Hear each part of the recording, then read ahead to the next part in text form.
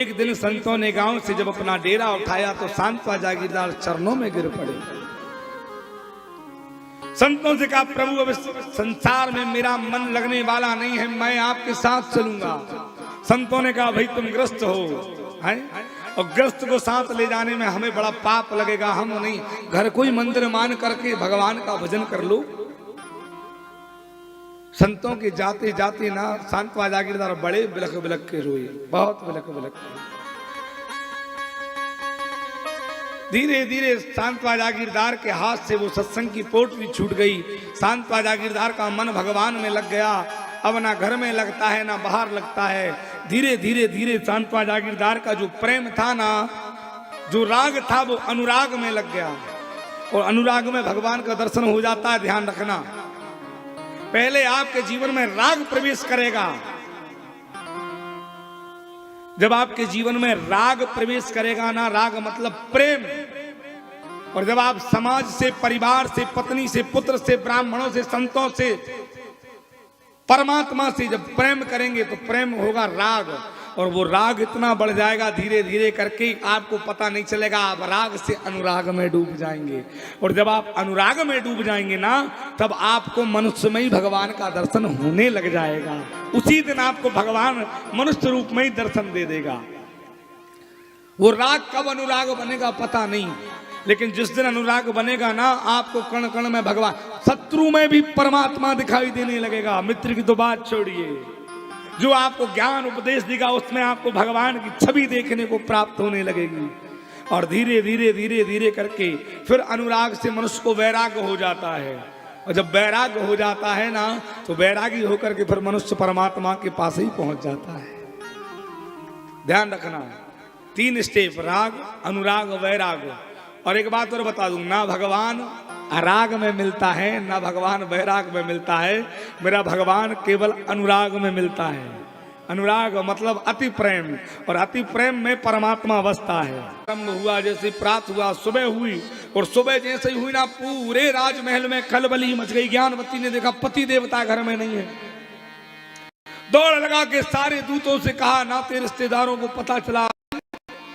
ज्ञान पीट पीट करके छाती पीट रही है, मेरे पति देवता को क्या हुआ, रात्रि में सोए थे, प्रारंभ में मिल नहीं रहे। प्रात होते ही बिल्कुल पूरे नगर में ढिंडोरा पिट गया। सांतवा जागीरदार लापता हो गए। ढूंढ ढूंढ करके सब लोग गए। रो रो करके ज्ञानवती की आंखें सूज गई। अति स्नेह, अति प्रेम करने वाली उस ज्ञानवती के मन में अति श्रद्धा रखने वाली, जब उनके पति हुए तो नेत्र सूज गए। प्राण त्याग दूंगी। शाम को एक दूत आए लौट करके, माई प्राण मत त्यागना। सांतवा जागीरदार जी पता चल गया, कहाँ है, कहीं नहीं गए। अपने गांव की जो भीमा नदी है ना, भगोड़ा नदी से सब अभ्यंतर हुआ, भीमा नदी का है कहलाई। हमारे गांव की जो भीमा नदी है ना, भीमा नदी के उस पार सांतवा जागीरदार बैठ करके ना भगवान का भजन कर रहे हैं, पर्णकुटी बना के।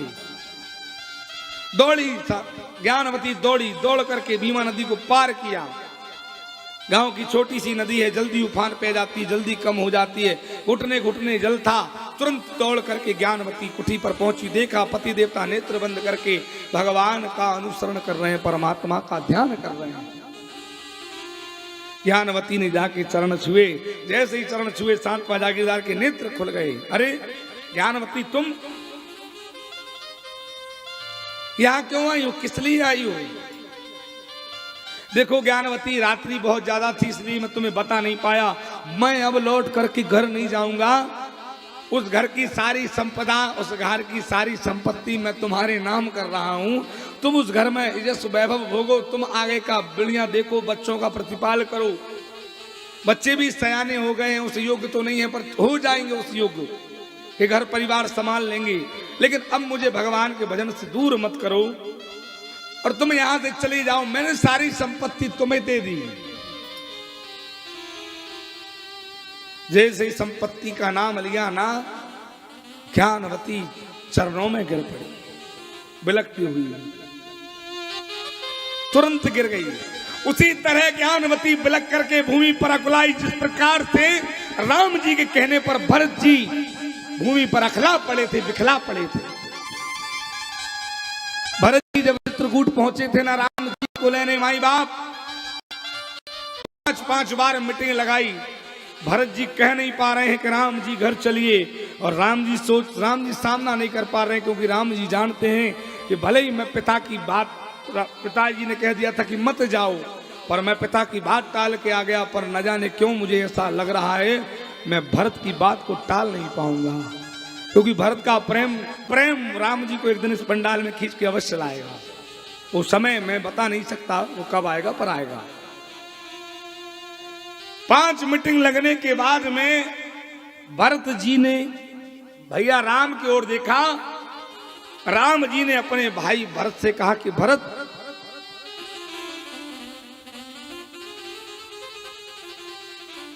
पिताजी तुमको बहुत बड़ी उपाधि दे करके गए हैं हो।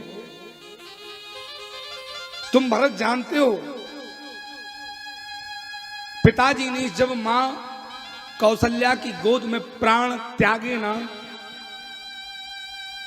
उस समय पर माई घबरा गई थी, और मैया ने कहा कि नाथ आप भी जा रहे हो तो फिर अयोध्या तो अंधकार में डूब जाएगी, अयोध्या का कोई बचाने वाला नहीं दिख रहा मुझे, तुम्हारे जाते ही अयोध्या का सर्वनाश हो जाएगा, बचाएगा कौन, हमारी अयोध्या को प्रकाश में रखेगा कौन। क्यों बोले, अयोध्या के देखिए प्रकाश के 3 उपाय, 3 स्रोत होते हैं। माई कौशल्या घबरा गई और घबरा कहा कि प्रभु अयोध्या की जो मणि थी ना, राम नाम मणि दीप धरू, वो मणि वन चली गई है, हैं?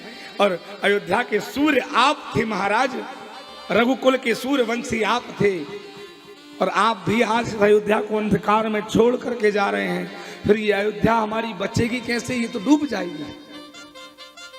राम जी भरत को समझाए। भरत उस समय हमारे पिताजी ने हमारी माता को आश्वासन दिया और मरते मरते कहा कि चिंता नहीं करना, भले इस घर में रघुवंश के मणि राम नहीं है, भले इस घर का आज सूर्य डूबने वाला है, पर मैं कौशल्या तेरे हाथ में वो दीपक दे करके जा रहा हूं, उस दीपक के प्रभाव से अयोध्या जगह जग रहेगी, उस दीपक के प्रभाव से अयोध्या डूबने वाली नहीं है।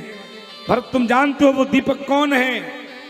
भरत जी हाथ जोड़ करके खड़े, नहीं जानता माई बाप, मैं आज तक कुछ जान ही नहीं पाया केवल राम के अलावा। भरत, पिताजी ने जाते जाते कौशल्या के हाथ में एक दीपक दिया, उस दीपक का नाम सुनो। भरत,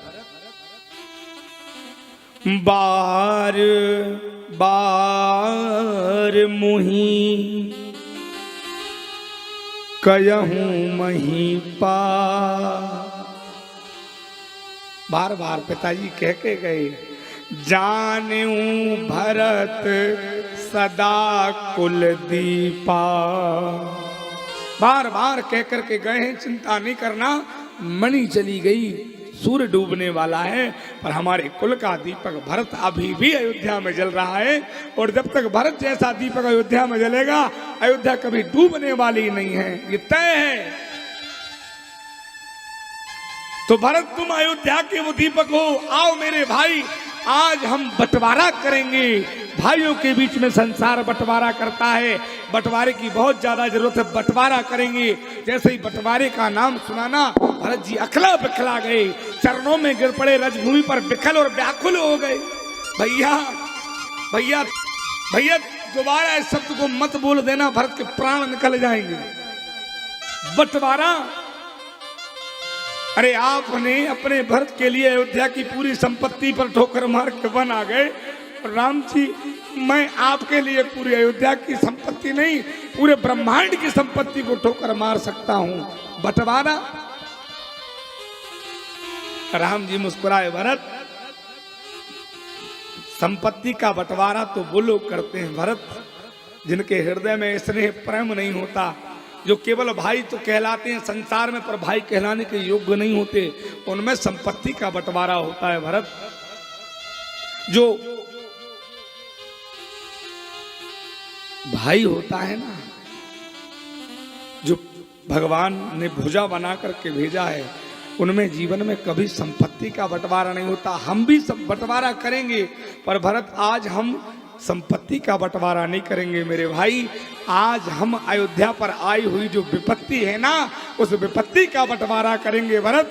आधी विपत्ति तुम ले लो, आधी विपत्ति मैं सहूंगा। वन में रह करके पिता के वचनों को पूरा मैं और लखन करेंगे, और अयोध्या को संभाल करके पिता के दूसरे वचन जाने भरत सदा कुलदीपा तुम और शत्रुघ्न, उस बात पर खड़े उतर जाना। ये संपत्ति का नहीं, ये विपत्ति का बंटवारा है। जीवन में जो भाई होता है ना, जैसे परमात्मा भेजते हैं। मेरे प्यारे माताओं बहनों भाइयों, जीवन में अगर आपको भगवान ने भाई दिया है ना, तो संपत्ति का बंटवारा मत करना। संपत्ति तो नाशवान है, आज 2 घर हैं, कल 1 बिक जाएगा, कितना बचेगा? 1 घर में धन रखा है, चोर चुरा करके ले जाएंगे, क्या कर लोगे? मान लो बेटे के लिए भाई से बेईमानी कर ली, बेटा बड़ा हो गया कपूत निकल गया, एक जुए के एक खेल में पूरी संपत्ति को हार जाएगा, क्या कर लोगे? जीवन में प्रयास करना कि जीवन में भाई से संपत्ति का बंटवारा हो ना हो संभव नहीं है। बस भाई के ऊपर विपत्ति आए ना, तो मेरी माई इतनी सलाह है अपने पतियों को और देना कि जीवन में भाई से बात करो मत करो, सुखी समय में जाओ मत जाओ, पर जब भी भाई पर विपत्ति आए ना, छोटे पर आए तो बड़ी का धर्म है कि पहले जाकर के विपत्ति बंटवाए, और बड़े पर आए तो छोटी का धर्म है कि पहले जाकर के भाई की विपत्ति बंटवाए। वही जीवन में भाई कहलाने के योग्य है, वो भाई हैं।